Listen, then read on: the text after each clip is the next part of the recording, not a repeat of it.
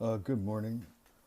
The title of my thoughts today is Love, Conflict, and Competition. I want to focus at first on the latter two, conflict and competition.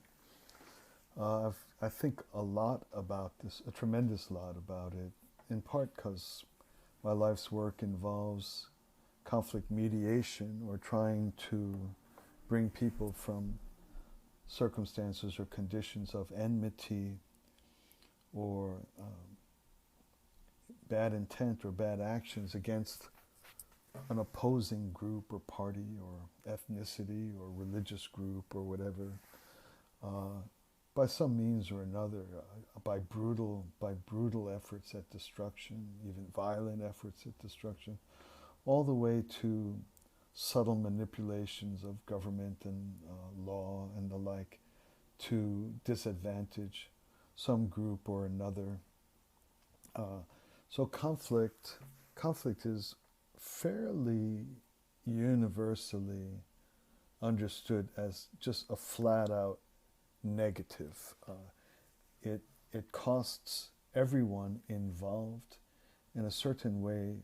There simply are no victors, uh, and in fact, the process or means by which a person in conflict seeks to destroy and overcome or conquer a group that they've deemed undesirable for some reason or another.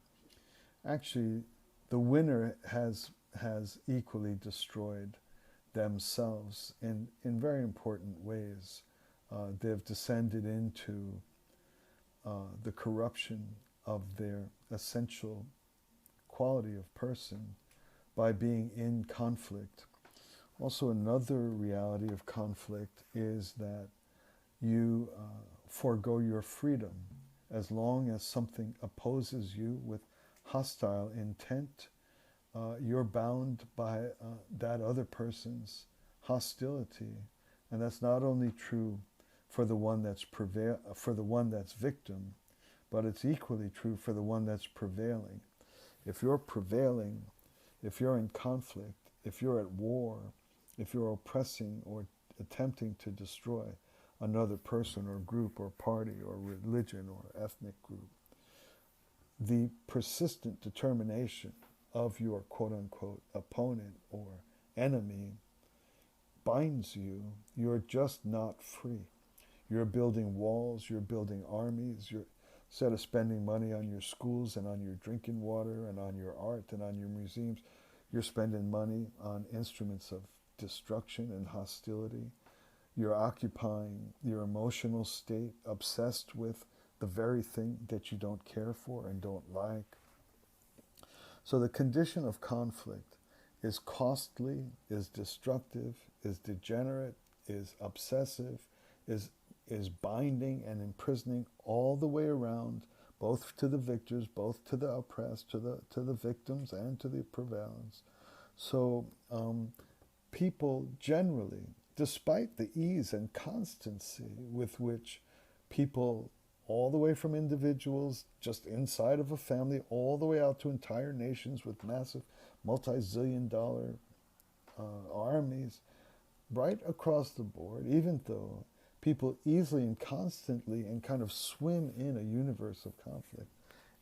Strangely, anyone you ask acknowledges or recognizes or defines conflict as an undesirable thing.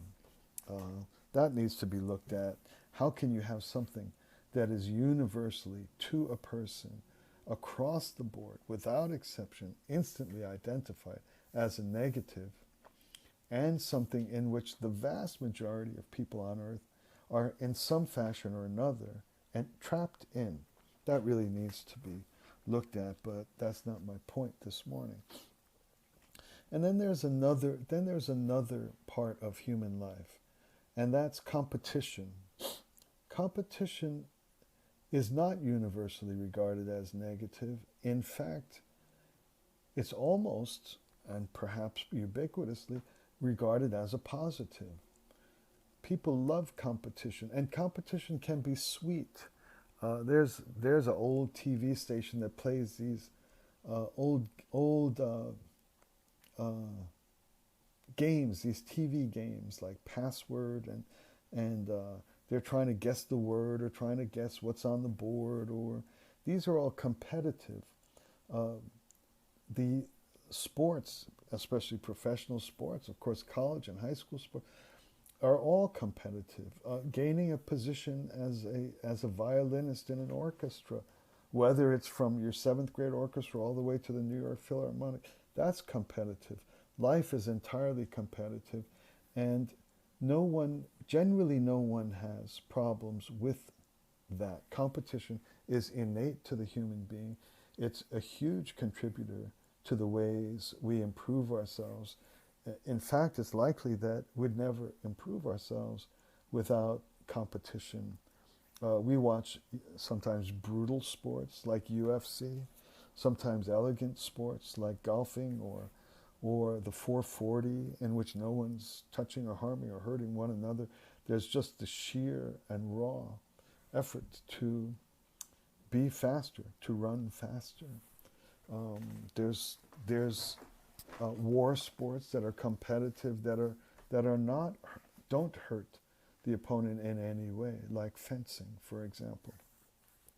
All of this is celebrated, and all of this is fine. All of this is exciting. In a way, it's the main excitement in life. That's why people all work all week under drudgery and save up their hard-earned money and go buy basketball tickets for $183 to watch 10 guys, 10 6-foot, 8-foot guys running around for 45 minutes, spend $180 on a ticket. So people love competition. There's nothing wrong with it. In our own lives, we really would be fairly stagnant without it. And yet, in a certain way, competing is just a small version, is just a light version of conflict. It's a form of conflict in a certain way. And what is the difference, or what is the distinction between conflict and competition? The rules of competition are what one would call good sportsmanship. There's the word man in it. I don't know how to degenderize, but anyway, good sportsmanship. And play fair, and accept the outcome of the competition. If it's a sports event, the moment it's over, you go shake the hand of the individual who you fought tooth and nail, every trick in the book, every possible way you could possibly, quote unquote, defeat the other.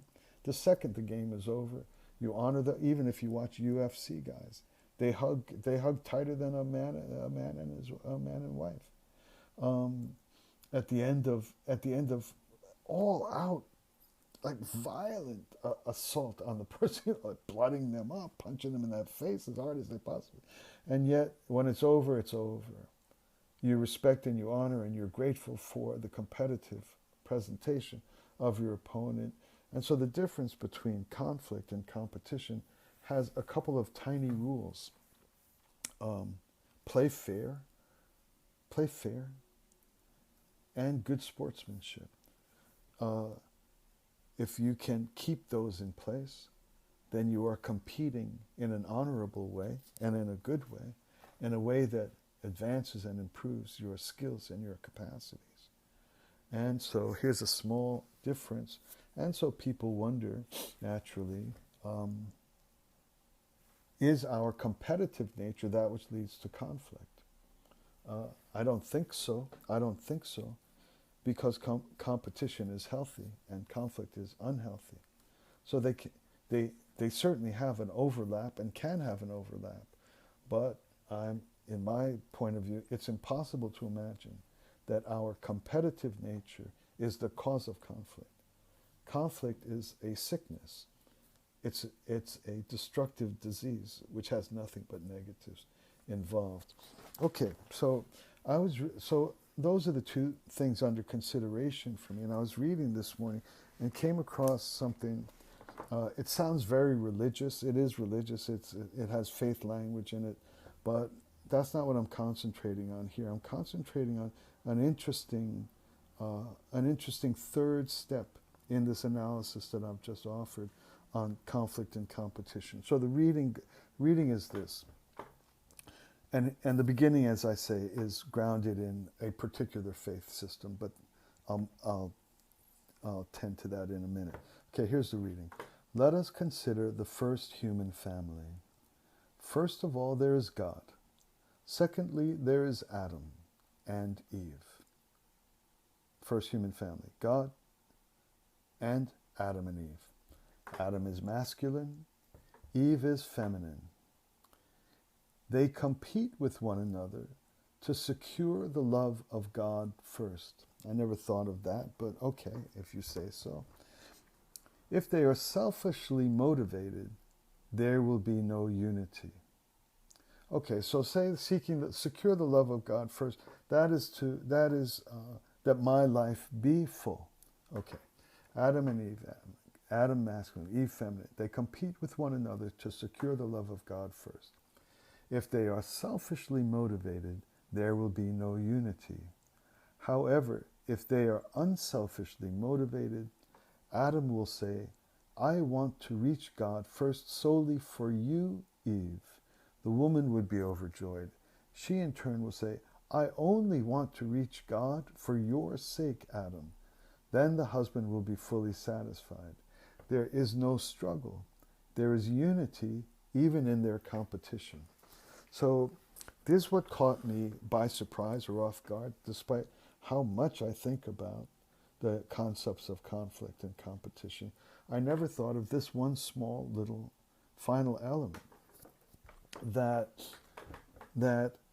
in the love of a man and woman, in the love of a couple, in the love of a boy and girl in love, their competition to be better than the other is just in order to be able to love that person more. So that which I'm striving to be has nothing to do with merely being the best. It has only to do with making the object of my love happy. That's it. And so if we were able to attain or acquire or live in or be built as solely oriented towards the positive welfare of the other, whether it's my wife, whether it's my child, whether it's even the person I'm fencing against, if that drive to be better and to win is not to vanquish, but it is that its fundamental drive is to be able to give more, do more, love more, help more, be more. Then in competition, there's no struggle. There's actual unity. Imagine if all competition were defined by every pair of people trying to outdo one another, regardless of what it might be. Strongman competition, lifting big wrecking balls and running down, 40 feet or whatever. No matter what it is, if it's fundamentally constituted by some corollary of the way a woman loves a man and a man loves a woman, and that became some corollary, or a dad loves his daughter or vice versa. And if that became every part of any time I'm trying to outdo and outwin and win and prevail, then there would be nothing but not only the thrill and joy of competition, like watching competitive sports, like watching the Super Bowl, not only just the thrill of that, but on top of that, the explosive and radiant celebration that we're watching love happen in any of its forms. All right, thanks for listening. Talk to you again soon.